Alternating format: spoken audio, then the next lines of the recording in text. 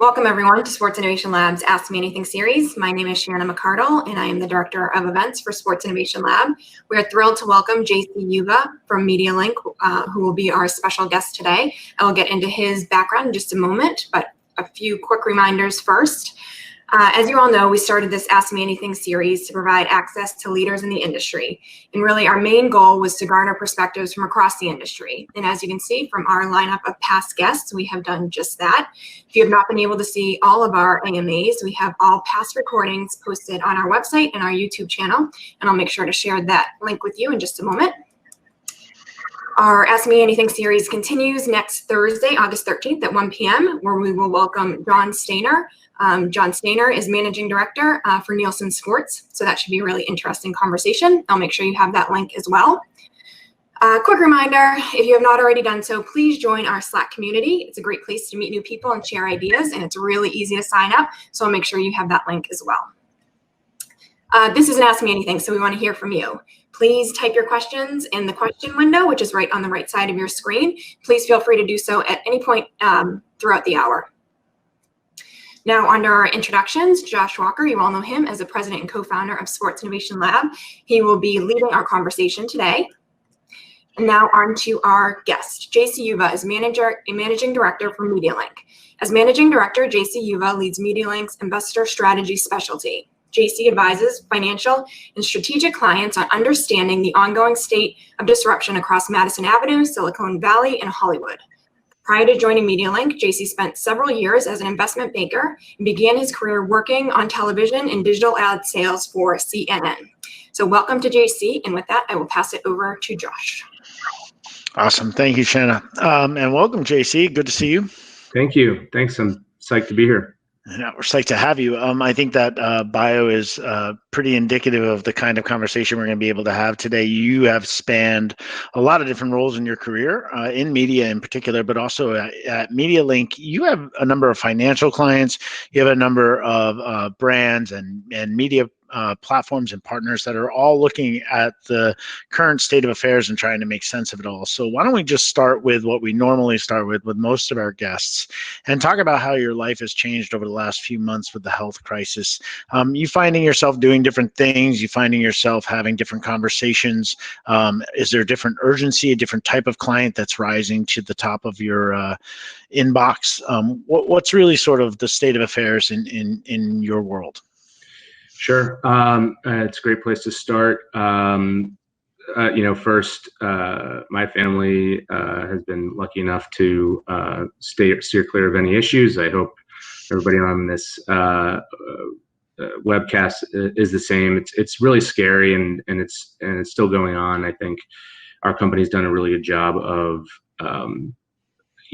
taking care of our people as best as possible. Obviously, one thing that's different is I'm doing this in my home instead of in an office, and that's I don't think that that's going to change anytime soon. And I think that's just an indicator of how things are changing overall. And I don't think we're going to necessarily look back on some other things. As it relates to the work that we do, MediaLink is a boutique consulting firm that works with basically every stakeholder in the media, marketing, advertising, technology, content ecosystem. So we work directly with brands, we work with agencies, we work with vendors, everybody from the largest media companies, AT&T, Comcast, NBCU, Fox, Disney, to smaller startups and technology as well.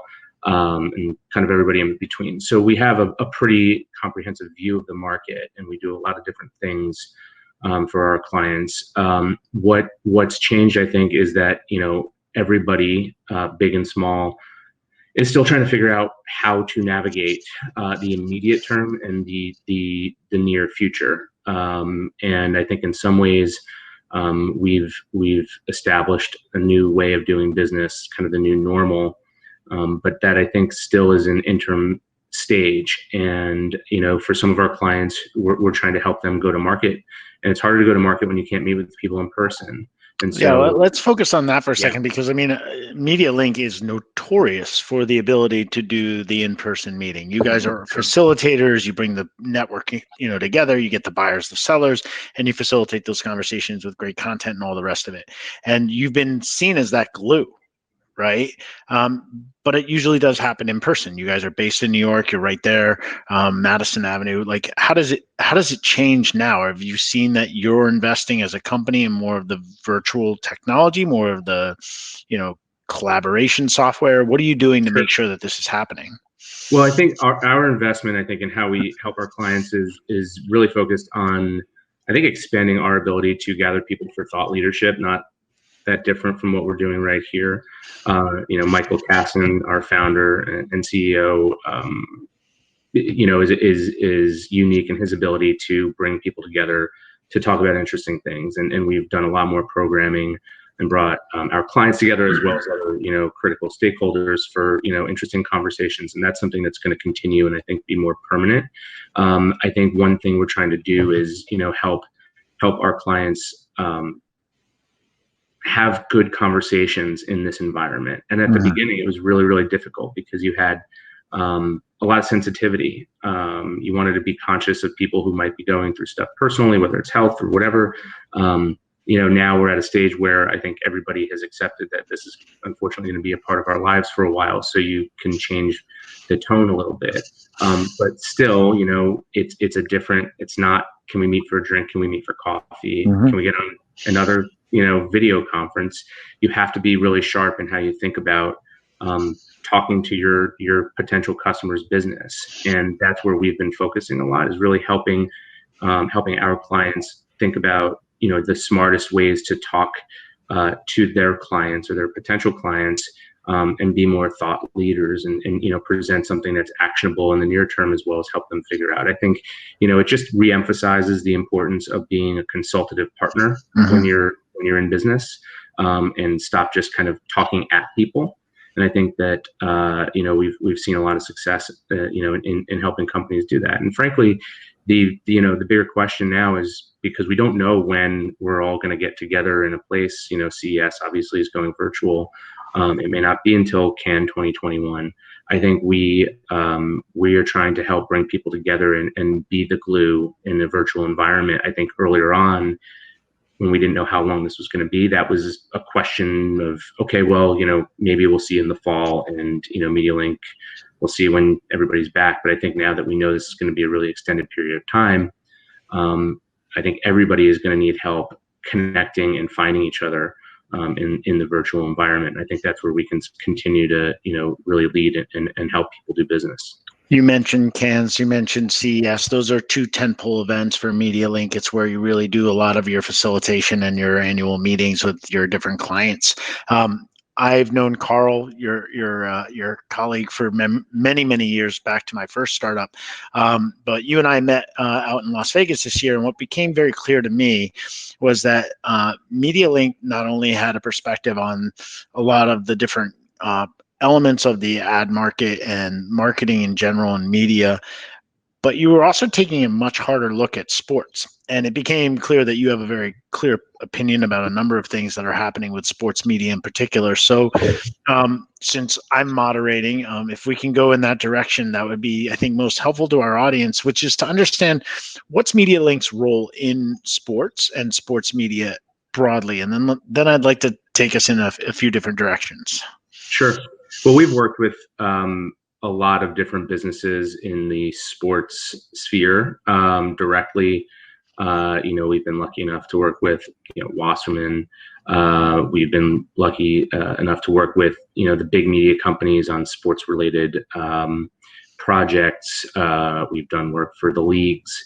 And recently I've spent a lot of time actually working with investors who have been looking at deals in the space. And that's something I think that's come up, kind of because of the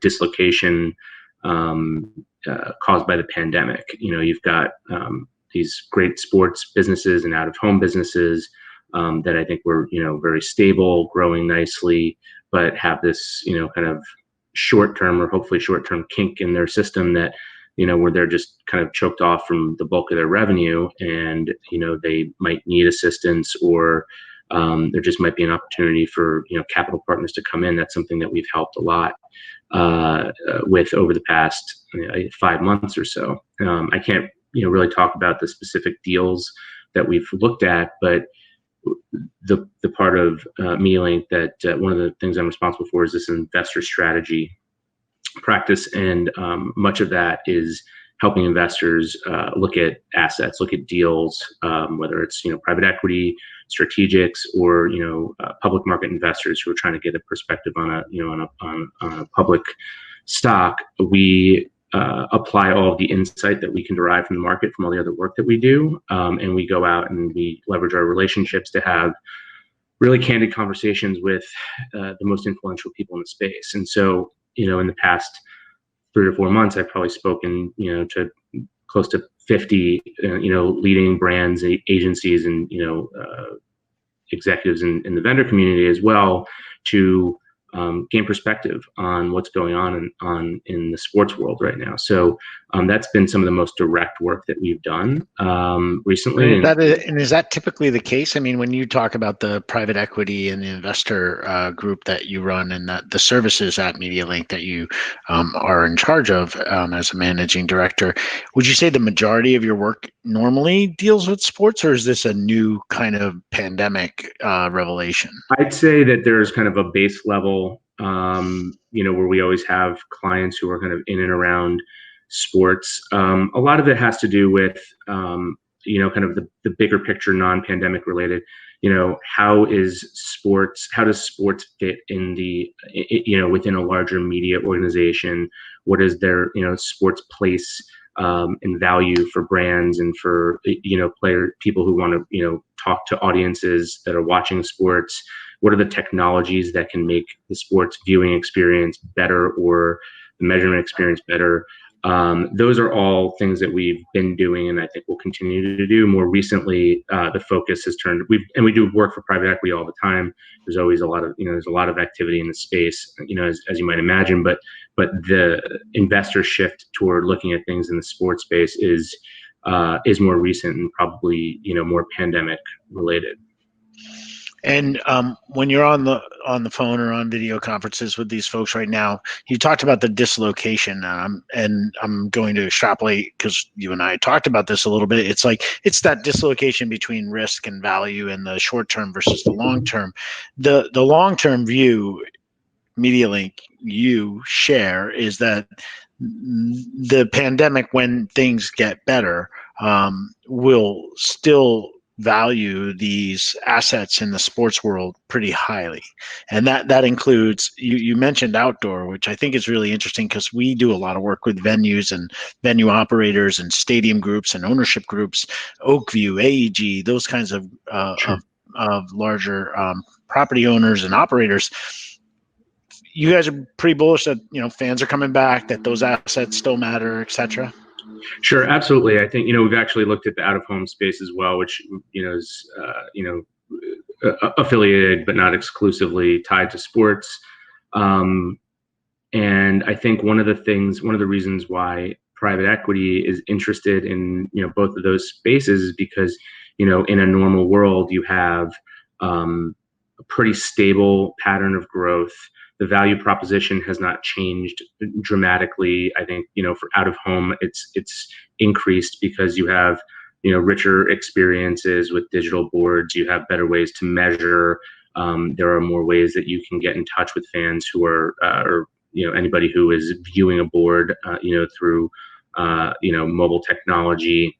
And then with sports, obviously, I think it is the premium way to engage with a fan, with a customer, a potential customer, whether that's watching or whether it's in person. So, investors tend to like those fundamentals where you have stability, the opportunity for some growth, and with kind of some floor value. And I think there's also just, I think, some really hard floor value in both the out-of-home space and sports sponsorship, for example, because you've got some exclusive pieces of real estate that there's a line around the corner looking to buy. A billboard in Times Square is incredibly valuable. Even right now, when there aren't a lot of people in Times Square, if you walk through, you see Hulu and HBO and Netflix, they're all there. And if one of them abandons a board, another one of those players will be right behind them to pick it up, because they know that's an incredibly, powerful way to promote their content at scale. And there's only one Times Square, and it's the same thing with, certain categories in sports. If you're an exclusive sponsor, category exclusive sponsor for March Madness, that's a really powerful thing. You have a unique voice and you have a unique way to promote against one of the most, compelling, sports dramas in the world. And, so when you look at that, you look at this kind of underlying floor value that holds up pretty well. That's not to say that sports media, spending in sports marketing isn't, going down, but I think that there's, because the long-term value and expectation around what, how people are going to engage with sports in the home and out of the home, I think is pretty stable. And when we were talking leading up to this AMA, you used the word scarcity, and you just referenced it. There's only one Times Square. The boards in Times Squares, there's a finite amount of them. That applies to sponsorship in your mind? It does, because there is, and I think this is what also is so interesting if you're looking to invest in sports, whether you're a brand or a financial investor, there is it's not necessarily zero sum. If you are a big brand and need to spend and want to spend a lot of money to own own exclusivity for the college football playoffs, or a category with the NFL, it's going to cost a lot of money, but you get a lot of value out of it for sure. You have you can push out a crowd, you can get a lot of reach, a lot of promotion. There are a lot of ways to integrate. Those are all really powerful things. And the beauty is people are going to continue to watch because it's live. It's best viewed live. You don't skip. And that's scarcity, because there's always going to be another player who will step in and take it if you, as the current sponsor, abandon it. And I think it's it's very similar to what what you look at with some parts of the out of home ecosystem that are pretty unique. Our soapbox for this piece of the industry is that the stadium itself is becoming a media platform. The signage is almost programmatic now because it's all digital. You can coordinate very well what shows up and when. Certainly you can do a much better job of targeting if you have your fans not only looking at the screens but looking at a screen that they're on your Wi-Fi or they're in your app or something like that. How much of your work considers the media value of the actual programmatic piece of the stadium versus just the attendance or the ticket sales or the year-over-year franchise value, something like that? It's a key driver of value, to make to light up that type of inventory in a programmatic fashion is huge. I think that the demand that's going to fill those pipes is coming. I think it's still waiting on technology. I think we would be a lot further down the road if it were a normal year. That's all going to be on pause. But, this is, the ability to buy dynamically with the data driving the decision in out of home is going to increase the value of that channel, I think, substantially over time. And, it's not like the open internet where there's kind of infinite inventory. You're dealing with just a, kind of a hopefully a pretty efficient marketplace where you can, just trade faster and, be more targeted. And I think that that's a huge opportunity, especially as technology in venues gets better. I think, when we were at CES, I was in one of the suites, in the Sky Suites, and I looked at, I was with somebody who was in the sports business, and we were looking at the Raiders Stadium, which was still under construction. And the person I was talking to said, this thing is really going to be different. It's going to be an amazing, amazing experience. And it's amazing for the fans, for watching, and for for marketers as well. So I think once that goes live, it's gonna be really fun to see what happens. I agree. I'm still waiting for them to network the stadiums in a way that you would network a Sure. series of websites, right? That you could actually buy the network and have your stuff show up everywhere. It's shocking to me that we're still at that stage of the industry where we don't have that capability per se, especially in college, right? Where you would expect that, a number of schools in the same conference could have an ad buy that shows up all over the digital screens across the network. But I digress. So we talked a little bit about private equity, talked about the investors that are moving into the space. We see the same thing. There's a lot of new money moving into sports, and largely that happens when people feel like there are undervalued assets and opportunities here. In terms of where you guys are headed next, let's talk about the upfronts. Let's talk about what you think you're seeing broadly and sports media value relative to other programming. Sure. Is it at a premium? If so, why? Is it considered on par with the other stuff that's been flooding the OTT and digital channels and linear broadcast? Where's your head on that?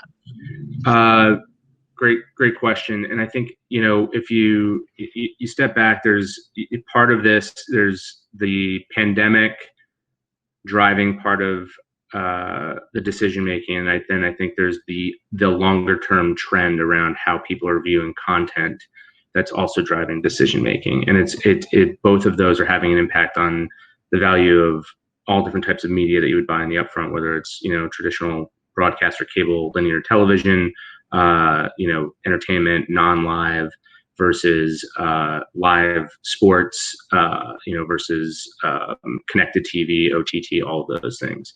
And I think we've been pretty bullish at MediaLink about TV overall.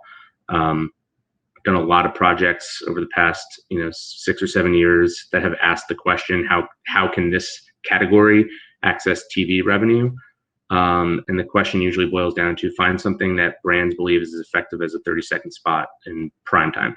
And even though viewership is becoming more fragmented, there's still a lot of power in that channel, and brands very much believe that it works.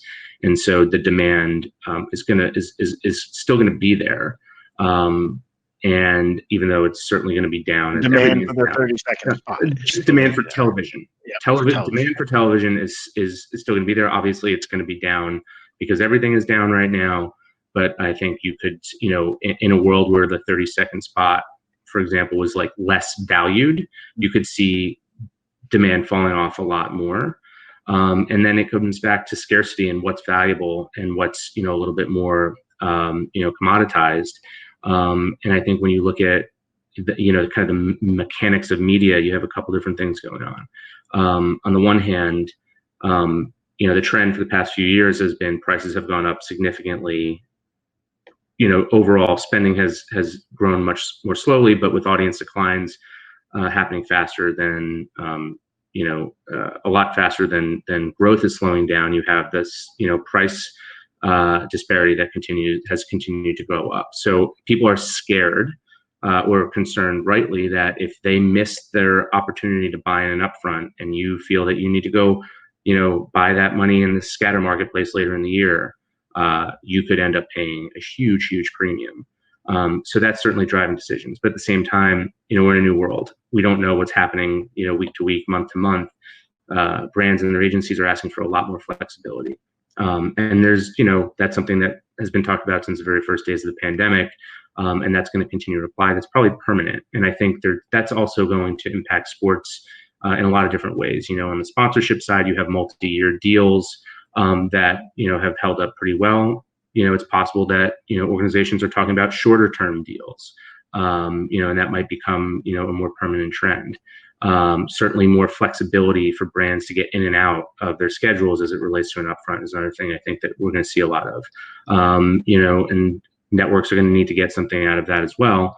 I haven't, been involved in any of the negotiations, so I can't say how that's playing out specifically. But I think when you then look at what's driving value and what's driving how brands and agencies are trying to buy in this upfront, I think there's, the question of sports is a pretty big question to answer as you think about buying, because one, there's this pricing dynamic, which if you've established upfront pricing, you're much better than if you're buying, clean in a scatter market. But also you have actual media weight that you need to consider. Sports media, if you're an advertiser that buys sports as part of your overall media mix, that's providing a lot of the reach and frequency that you need to hit your goals. If you don't have sports, you have to totally kind of reorganize your mix and maybe buy a lot more things that you didn't want to buy to get to the same level of reach. And so everybody's really rooting for sports to be there so that part of your media mix, is accessible to you. And that's a big question, and football is going to drive a lot of that for sure. If football is there and those ratings are there, then I think things look more like they have. If football is not there. So let's talk about the ratings, and we don't need to necessarily look in the crystal ball for the fall, because I think the NFL is just still trying to figure out what they're going to do. But the ratings so far, I mean, the bubble for the NBA seems to be working. The ratings are strong. People are happy with the early results. Major League Baseball's back. They've struggled to, keep the players safe, but ratings are high there, and there's a lot of anxiety about whether or not they're going to be able to finish the season, given all the complexity that they have not operating in a bubble. The NHL seems to be handling things well at the moment with their season, and their ratings are strong with number of games every single day. So what do you sense is the market hearing from these early examples, with the NFL obviously coming, in the next few weeks? I think, sellouts are high, and everybody's ready to jump right in. I think overall, the viewing experience has been pretty good. Certainly different. I think like some sports are better suited to it than others. Golf, I think is just as interesting without fans as it is with fans. I think technology is trying to catch up as fast as possible to make it, a comparable experience for basketball, baseball, hockey, soccer. I think UFC also has been really interesting. I know that's not as much of a mainstream sport, certainly less ad support, more behind a paywall, but I think it's been very interesting what the UFC has done as well. And I think just in terms of getting out and putting on a show, what does that mean for the value of sports? I think you've got, back to the ratings. I was looking, before this call at some of the recent, ratings leaders week to week, and what you see is that it's a lot of cable news, and it's a lot of, which makes sense, right? Right, yeah, absolutely, for good reason. But it's a lot of cable news. It's game shows. It's reality television and sports. And sports, I think, stands out. And my bio says it. I started my career out in cable news, so I very much appreciate the medium. But it's a different offering to marketers. It's not as broad based. It's obviously audiences are kind of older, and I think brand safety is a bigger issue than ever. And a lot of advertisers just don't really want to be around news, whether it's because of political opinions, whether it's they don't want to be around bad news about the pandemic. And so that's not that accessible to marketers. And then, other, content is fine, but I don't think it gets people super excited the way that sports does. So when you look at what's really out there that's going to draw any sort of audience, sports is the most compelling. And I think that, the demand from brands is going to be there, and be pretty strong for the foreseeable future, because it's brand safe. You're getting live viewership, and you can actually deliver even a medium rated NBA game is still going to do pretty well compared to a lot of other things out there. We just released our report on the future of watching sports, and one of our key pieces of advice for the industry is that they start making media that's more immersive, meaning that fans can do more instead of just leaning back and watching. as ad formats change, or as the display changes, meaning that more people are actually doing social viewing on OTT platforms and digital streams than they are, perhaps on a static sort of linear experience. How does MediaLink's business change? Is it one of those things where you guys advise them no matter what the format, no matter what the platform, because there's a media strategy that's holistic, channel agnostic, demo agnostic, or do you have to really start to tailor your advice when they start thinking about these emerging channels as a new way to reach their buyers and their consumers? Thank you for the question, because I think it helps explain some of what we do and how we can add a lot of value. We can help. I would say it's more of the former rather than the latter, in which we can work with people who are trying to adjust to new ways of doing things, whether that's a new media format, way of viewing. We work with the technologies that enable those new experiences. We can work with those technology vendors that are actually Absolutely. creating the watch parties, trying to Totally. figure out how do they make their way into the market. Yeah, absolutely. How to make an ad experience work, whether that's through data, whether that's through programmatic channels, whether it's through dynamic creative. There's a lot of different ways in which there's a lot of different pieces that go into what you just described. This kind of changing world of how people are interacting with media at all, whether it's sports or not. So, and we help. I think what we're very good at is helping people understand the marketplace that they're trying to access. Give them, help them talk about themselves, help them understand the landscape, and then go to market. And that doesn't really change. We've worked with a lot of different companies over the years, who have been really successful in doing that, whether it's in traditional media, technology, some combination in between, data, anything. And I think, I'll give you an example of one that's one of my favorite clients that I've gotten to work with over the past few years, in an area that I'm super bullish on is, FanDuel. So I love the daily fantasy and sports betting space.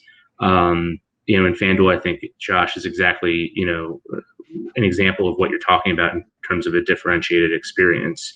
That to me is, whether it is daily fantasy or whether you're, betting in a state where it's legal, you are engaged with whatever app or whatever platform you're using in a very different way. And that's obviously you're tracking scores, you're tracking individual performance, you're reading, you're doing research, you're spending money one way or the other to do all that. And it's a very, very rich experience. And that is, I think, another long-term driver of value that not only I think is going to keep people involved with sports, I think it's going to increase the relationship that we have with athletes on an individual level.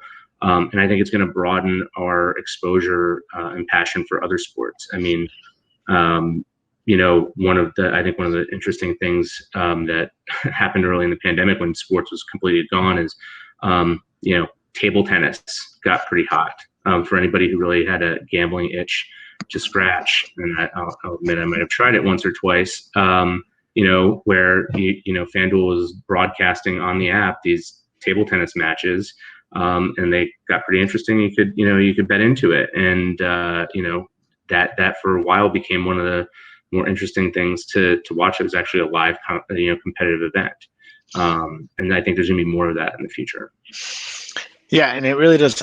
I do think it really does fundamentally change your business, because you're not even just like advising as much on media buys and media planning as you are on experiential design, right? Because the idea that, FanDuel or DraftKings needs to be creating a new experience that incorporates, social viewing, surveys, polls, gambling, social gambling, social gaming, and things like that. There's all kinds of variation on that. So it's not about the 30-second spot, the overlay, the sponsorship activation. It's about the whole thing. I mean, we've seen Red Bull, Jack Links, some of these brands that just like legitimately create a tournament or a entire competition that they own year to year, because they want to create that and own that experience from end to end.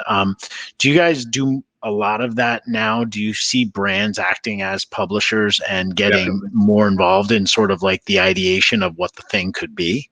Definitely. I think, look, that's something that we've talked about in a lot of different contexts for brands, whether it's, creating content studios, partnering with media companies, working kind of outside of their traditional agency structures, when it makes sense. And I'll say, I think it's, it's risky. Not every brand should be doing it. I think you have to have a real clear goal. I think Red Bull has done a great job of it. Red Bull is a franchise unto itself that goes way beyond the drink.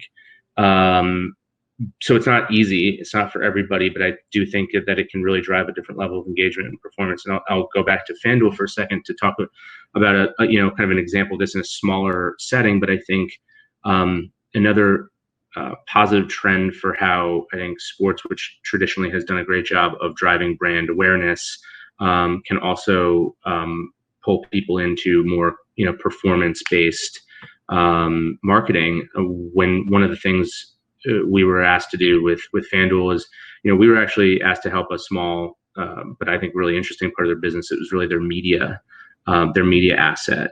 So they had, a unique audience that used the app regularly, engaged with DFS, and this was just for daily fantasy at the time. And in the grand scheme of revenue for the overall company, it was small, but I think there's a lot of opportunity. When we started working with them. And one of the things that we tried to do is educate the market on what it was and what it wasn't, because there's still a lot of confusion. I think there's still, a lot of confusion, but it's getting better every day. But also, bring people, in who want to be creative. And one of the deals that we, helped secure for them was with one of the direct consumer entertainment platforms that worked with FanDuel to create a custom contest. One weekend, I think it was during the NFL season, that they promoted. They were trying to promote a show, but beyond just the reach numbers that they were trying to get, there's a KPI against signups, app downloads and signups, and because people who are using daily fantasy are very, very accustomed. Their information is already built into the system.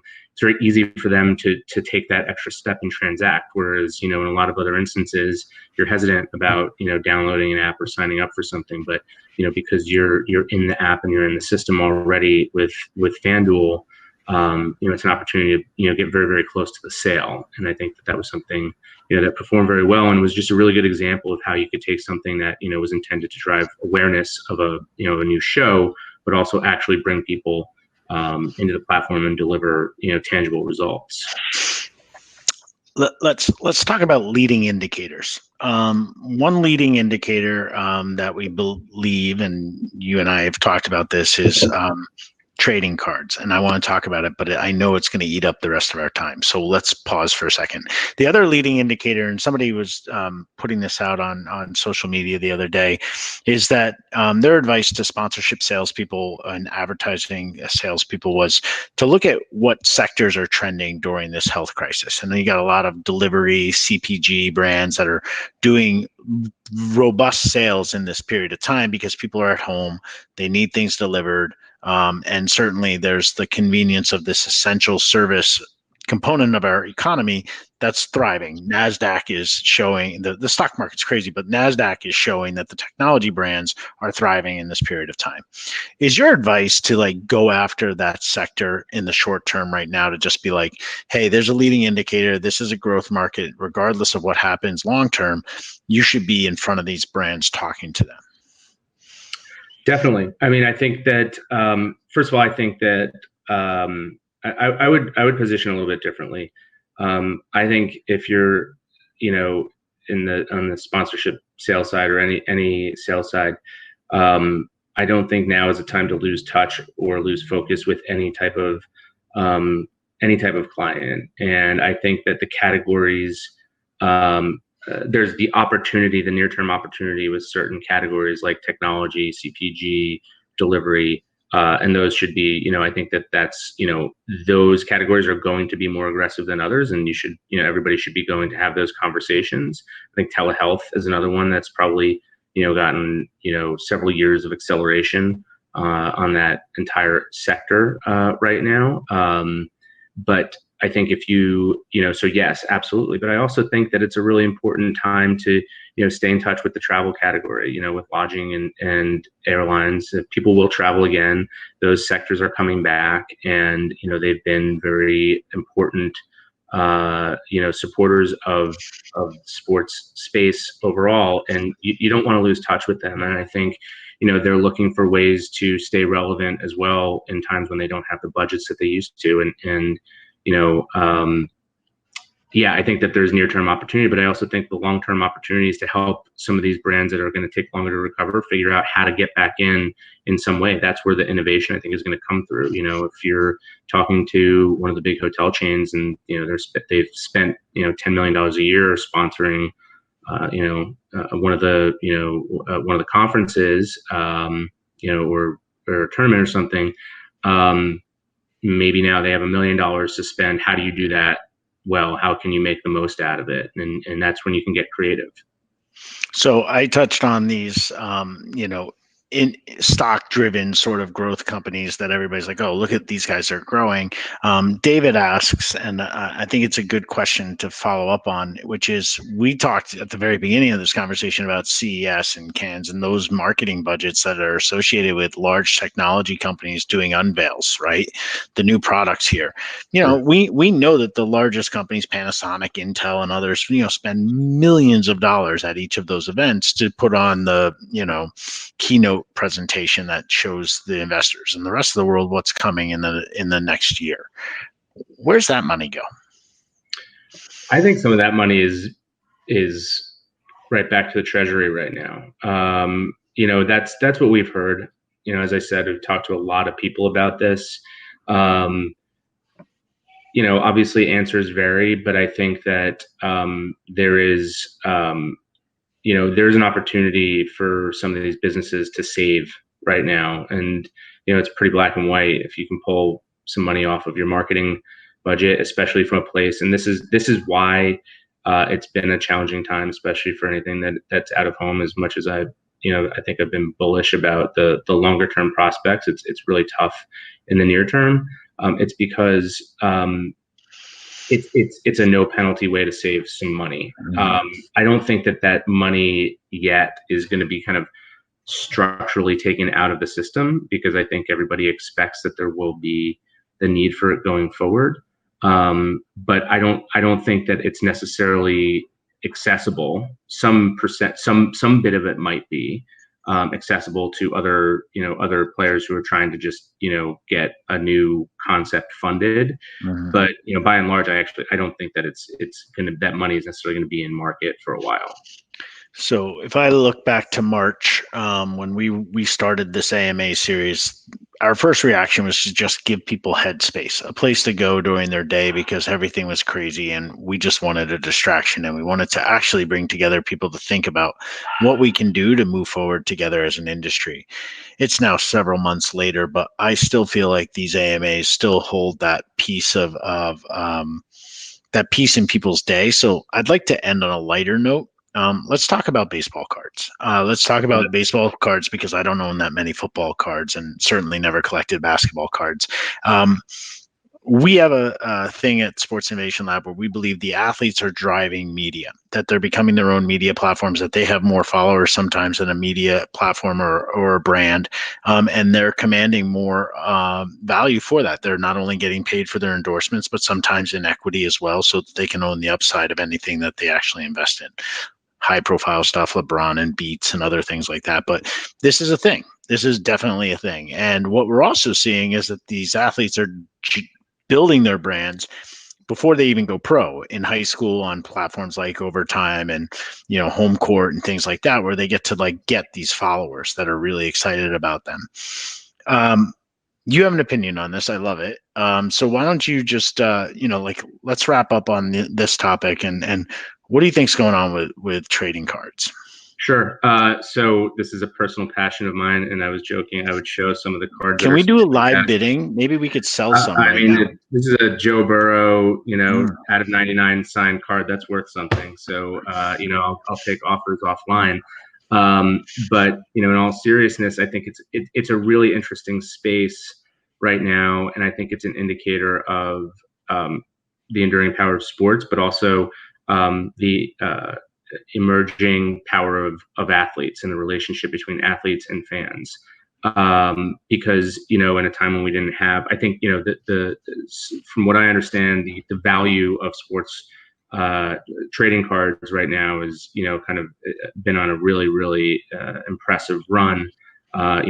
Boxes of unopened cards are to our friends at Panini have done an amazing job. A box last year that might have sold for a couple $100 might be $1,000 now. The market on eBay for rare cards is really hot. Because more people, I think, refound this hobby.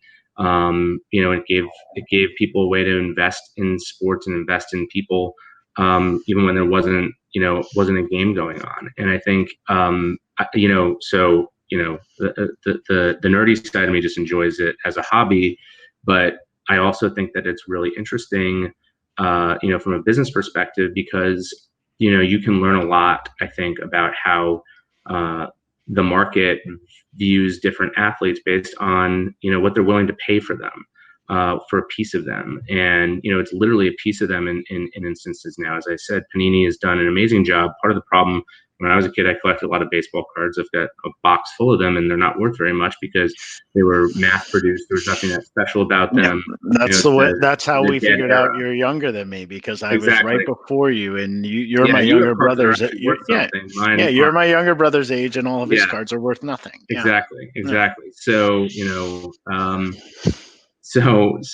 but what Panini and Topps have done, they've done a great job of creating actual value around the cards, whether that's limited editions, autographs, verified autographs, game worn, relics, all of that stuff makes the actual blockchain and crypto. Exactly. Now and Panini's got blockchain cards that are really interesting. So there's a lot of and there's been a lot of innovation in the space. It hasn't happened overnight, but I think this is really a moment. And you look at eBay, for example, it's kind of a liquid market for some of these cards, and you can see over time how how values of players are getting involved. I mean, the easy one to look at is like a Zion Williamson. Zion Williamson, right? Sponsoring all that stuff already. I think everybody agrees he's he's got amazing potential as a player and as a brand unto himself. His rookie cards, if you get the right rookie cards, are worth six figures right now. But so we're gonna have Nielsen on next week. We had Blinkfire on a couple weeks ago. There's Open Doors, there's Block 6, there's Gum, there's Hook It. There's all these companies that are out there that are like trying to come up with valuations for athletes and athlete-driven media. They use social media followers and things like that. Yeah. I'm definitely picking up the phone and I'm gonna find out from our friends at Octagon if they ever consider the price of the player card or the demand for the player card as a leading indicator of what they should be. By the way, I'd be happy. I would be happy to offer up MediaLink to partner with anybody. There you go. Do something like that. I think it'd be a lot of fun. And maybe you and Octagon could create a new talent representation agency and go for it. Exactly. Okay. I think it'd be really cool. All right, JC. Well, we're down, to the bottom of the hour here. I never like to leave without giving our guests the last word. This has been great. We covered a tremendous amount of ground. So I wanted to just ask you if there's anything left you want to say. Just thank you. This has been great. Really appreciate working with you guys. Certainly made us a lot smarter about the space, and that's helped our clients, and that's helped the industry overall. I know we have a lot of joint clients, and it's a great opportunity to get smarter. So we really appreciate working with you and everybody at the Sports Innovation Lab. Well, I really appreciate that, and I wish I would say that we were strategic about having this and then Nielsen next week. So hopefully you guys can join us for that, because I think we're going to get not only JC's view on the industry now, but John's view on the industry around sort of how data supports a lot of the things that we discussed today. So JC, thank you for your time, and stay safe. Thank you. Same. All right. Take care. Take care.